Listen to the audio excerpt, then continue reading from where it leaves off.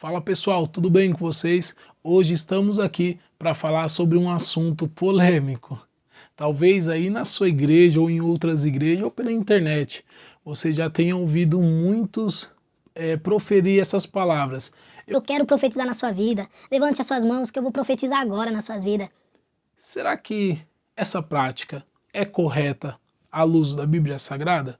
Fique comigo até o final desse vídeo para você descobrir o que a Bíblia diz sobre isso. Antes de tudo, se inscreva nesse canal, já deixe o seu like aí, compartilhe esse vídeo aí com outros amigos aí, para que eles venham ver e assistir e entender o que a palavra de Deus diz sobre esse ato. E fique comigo e puxa a vinheta.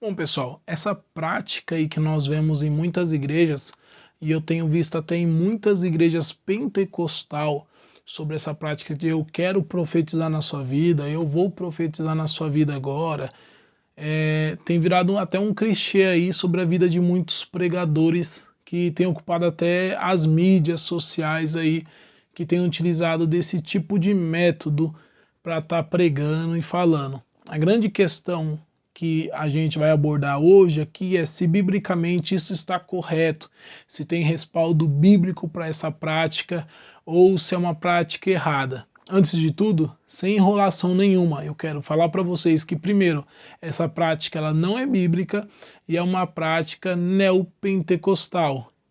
Muitos pentecostais eles acusam o neopentecostalismo de heresia, acusam o neopentecostalismo de se utilizar de meios ali que a palavra de Deus ela não fala, e infelizmente essa é uma prática neopentecostal que muitos pentecostais aderiram dentro de suas igrejas, mas sem perceber o quanto isso é antibíblico. Se você for pesquisar agora o que é confissão positiva dentro do neopentecostalismo, é aquela crença de que as suas palavras têm poder, de que aquilo que você fala pode acontecer, o que também é totalmente antibíblico, ganhando uma roupagem nova desse tipo de ação.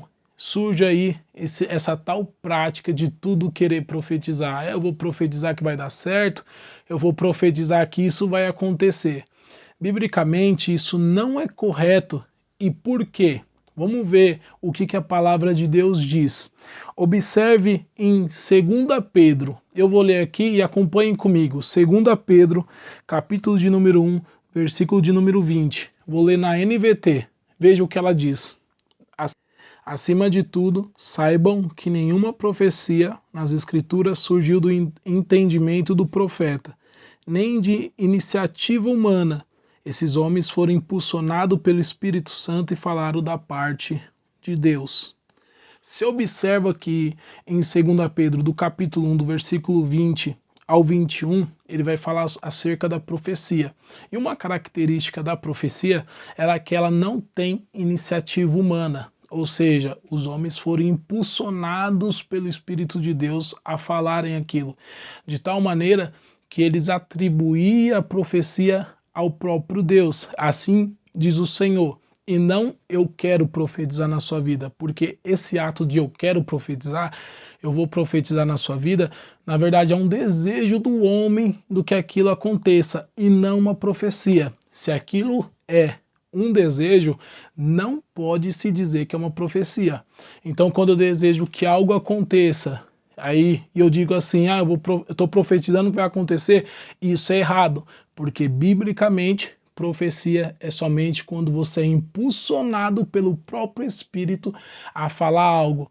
E algo interessante dentro de 2 Pedro, que no capítulo 2, o capítulo posterior desse que nós lemos, ele vai falar sobre os falsos mestres e falsos profetas. E esses são caracterizados por quê? Porque eles são caracterizados na sua iniciativa e desejos próprios. Eles não são orientados e voltados pela palavra de Deus ou pela vontade de Deus. Diferente do que nós lemos no capítulo de número 1, versículo de número 20. Então, quando você diz, eu profetizo, eu vou profetizar na sua vida, desejando algo sem que Deus esteja falando, isso é uma falsa profecia. E muitos pegam até o caso do profeta Elias, porque o profeta Elias, quando ele aparece em 1 Reis, ele aparece dizendo, segundo as minhas palavras para o rei Acabe.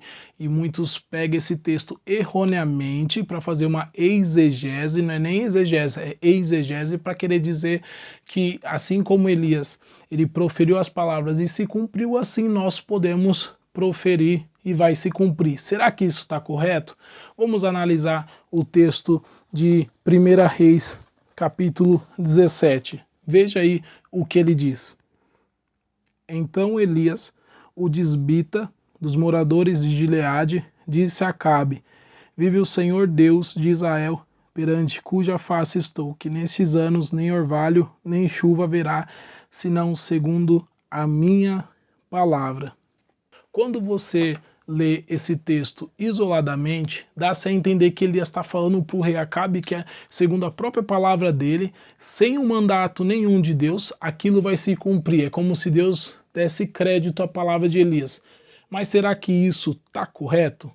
A primeira coisa que a gente tem que ver, que eu vou deixar vários textos elencados aqui para você estar fazendo essa pesquisa aí na sua casa, que no Antigo Testamento, principalmente na lei de Moisés, ele já tinha colocado que se o povo se desviasse dos caminhos dele, o povo sofreria uma seca. Então, sem Elias tivesse falado com Acabe, Deus já ia fazer aquilo de qualquer jeito, porque na sua palavra, na lei, no Pentateuco, Deus já tinha falado acerca disso, de que essa seca iria acontecer. Uma outra coisa também muito importante aí que precisa ver no capítulo 17, versículo 24, quando Elias ele vai até Sidom e ele encontra com uma mulher, olha o que a mulher diz de muito importante. Então a mulher disse a Elias, nisso conheço agora que tu és homem de Deus e que a palavra do Senhor na tua boca é verdade.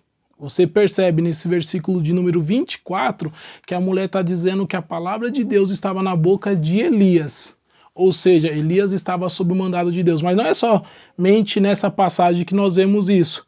No capítulo posterior, no capítulo de número 18, versículo de número 36, veja o que o texto vai dizer.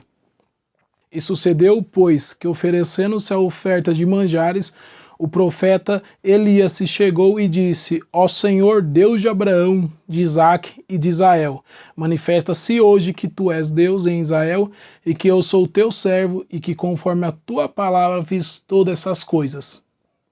Quando você chega nesse verso de número 36, você vê que Elias fez todas as coisas sobre a palavra de Deus, orientação de Deus. Então pegar aquele versículo lá do capítulo de número 17 isolado para querer dizer que nossas palavras têm poder, nós podemos profetizar assim a qualquer hora e momento, é pegar texto fora de contexto. E não é somente isso, vamos ler em Tiago, para concluir, fechar com chave de ouro, Tiago capítulo de número 5, versículo de número 17. Veja o que Tiago diz. Elias era um homem sujeito às mesmas paixões que nós, e orando pediu que não chovesse, e por 3 anos e 6 meses não choveu sobre a terra. Tiago ele nos traz uma informação preciosa de que não choveu durante a terra porque Elias orou. Ou seja, antes de Elias ter chegado ao rei Acabe, ele já tinha orado e ele estava sob o mandato da palavra de Deus. Então, não há base para eu querer dizer que eu posso profetizar a qualquer momento, a qualquer culto, sem Deus estar me direcionando a isso, sem Deus estar mandando eu profetizar. Se você diz algo que eu estou profetizando sem Deus mandar, é uma falsa profecia. Tá bom, gente? Deus abençoe.